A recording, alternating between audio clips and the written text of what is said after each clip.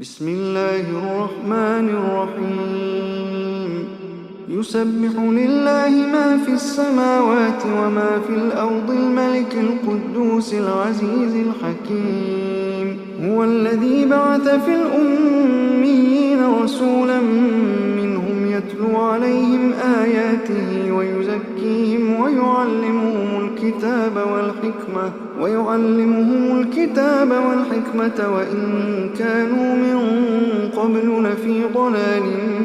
مبين وآخرين منهم لما يلحقوا بهم وهو العزيز الحكيم ذلك فضل الله يؤتيه من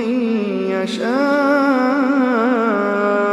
والله ذو الفضل العظيم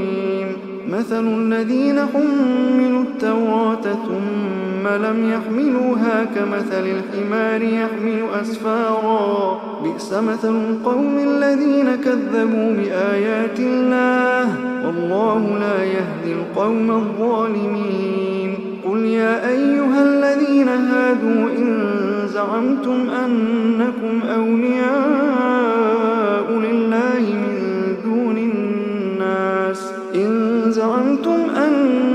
أولياء لله من دون الناس فتمنوا الموت إن كنتم صادقين ولا يتمنونه أبدا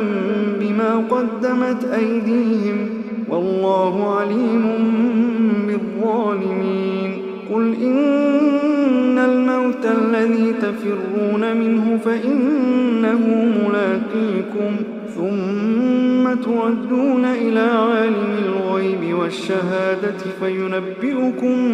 بما كنتم تعملون يا أيها الذين آمنوا إذا نودي للصلاة من يوم الجمعة فاسعوا إلى ذكر الله يا أيها الذين آمنوا إذا نودي للصلاة من يوم الجمعة فاسعوا إلى ذكر الله وذروا البيع ذلكم خير لكم إن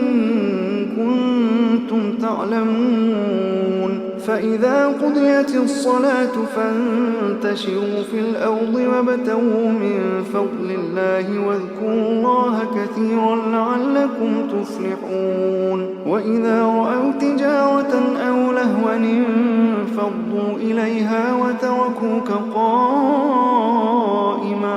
قل ما عند الله خير